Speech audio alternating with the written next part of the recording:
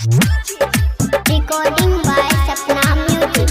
हेगे करबो नहीं कहबो प्यार छठी मैया के कसम। हेगे करबो नहीं कहबो प्यार छठी मैया के कसम। करबो नहीं कहबो प्यार छठी मैया के कसम। करबो नहीं कहबो प्यार छठी मैया के कसम।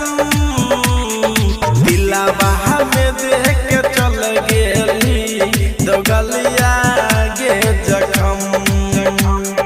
करबो नहीं कहबो प्यार छठी मैया के कसम।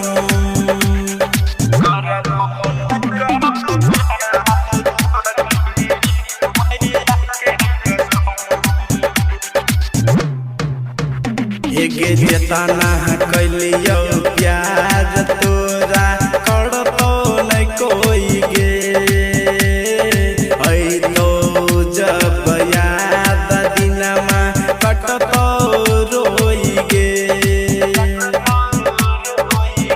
हेगे जेतना कैलियो प्यार तोरा करतो नहीं कोई गे। ऐ तो जब याद दिनमा कटतो रोई गे।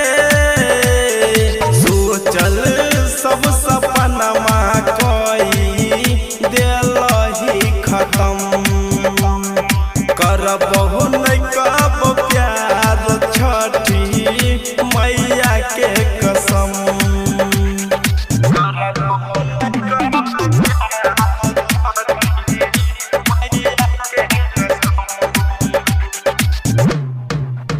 हेगे कैसन छौ खाना दान सिखैलकौ कैसन सीख गे।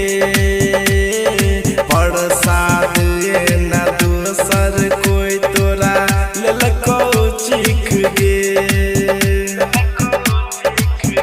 हेगे कैसन छौ खाना दान सिखैलकौ कैसन सीख गे। प्रसाद जे न दोसर कोई तोरा लेलकौ चीख गे।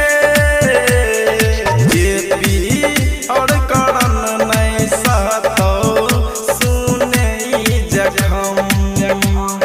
करबो नहीं कहबो प्यार छठी मैया के कसम। Mix by JP Raja.